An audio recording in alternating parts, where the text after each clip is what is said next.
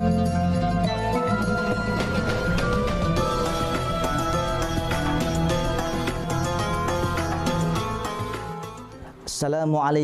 warahmatullahi wabarakatuh. Innal habibal mustafa dhu ra'fatin wa dhu wafa wa dhikruhu fihi shifa إذا تمادى بالعلل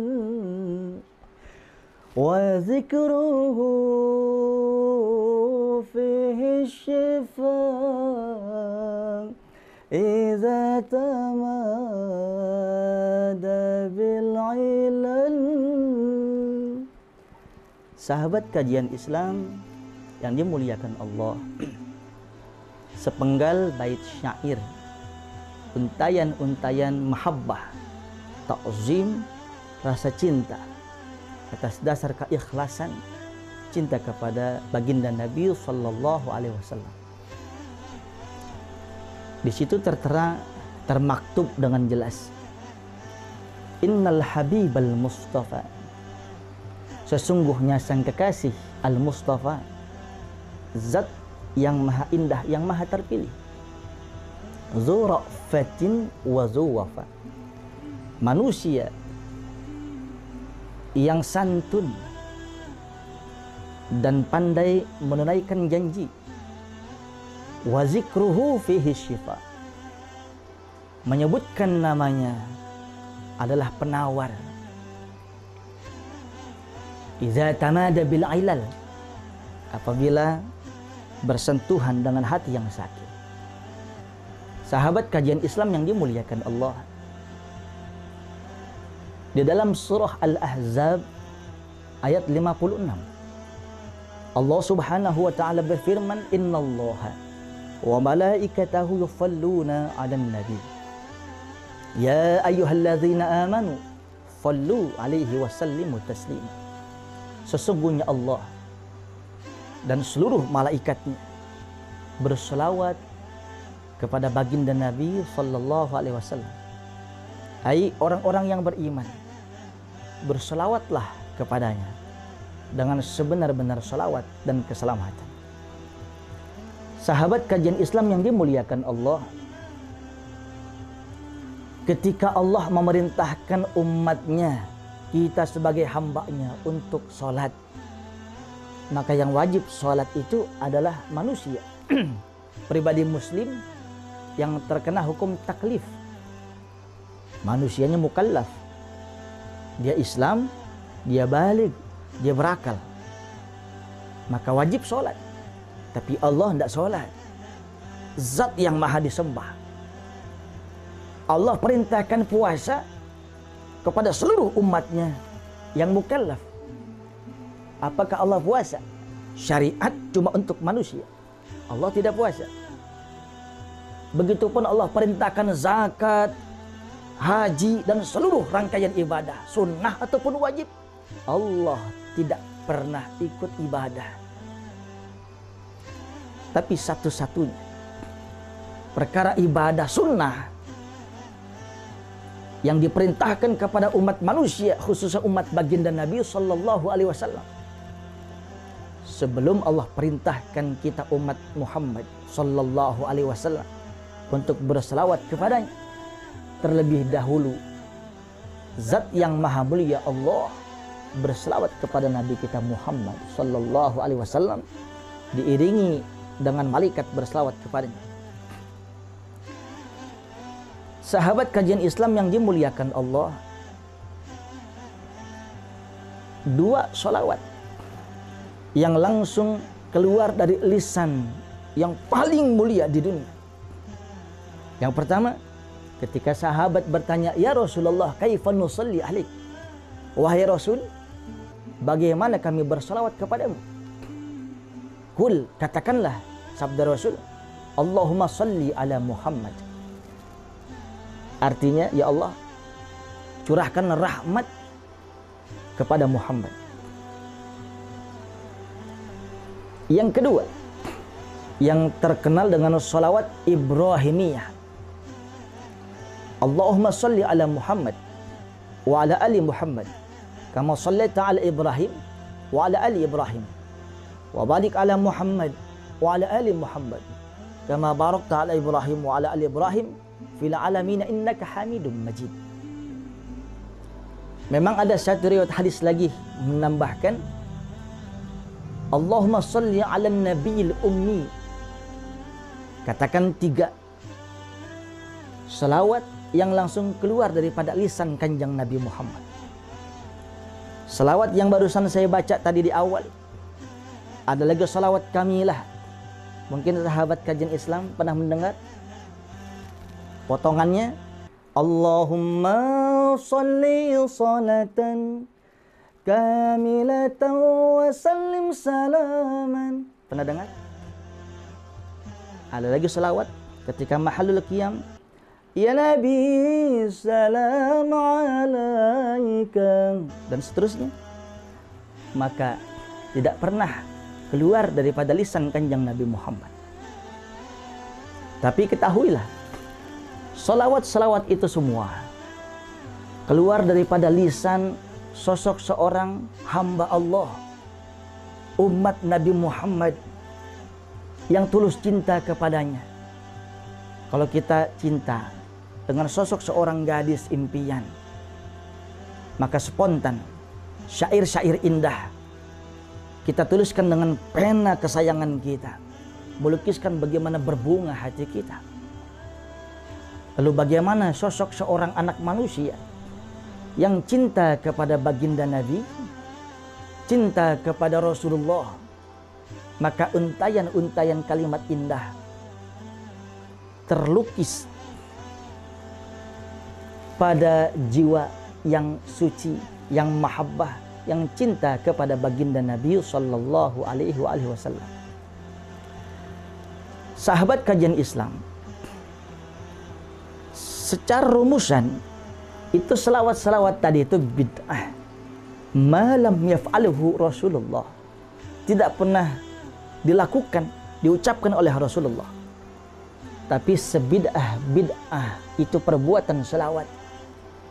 Itu adalah untayan curahan hati sayang dan penuh cinta kepada baginda Nabi. Singkatnya adalah selawat itu bid'ah yang baik. Yang tidak mau pakai Sayyidina, tidak apa-apa. Jangan calahin yang pakai Sayyidina. Yang mau baca salawat kamilah, salawat tibbil qulub, salawat fatih, dan sebagainya, monggo silahkan. Yang nggak mau, akur-akur aja. Sebaik-baik manusia, yang paling baik akhlaknya. Tidak pandai memaki, tidak pandai mencaci, merasa benar sendiri. Saya yang paling benar. Enggak.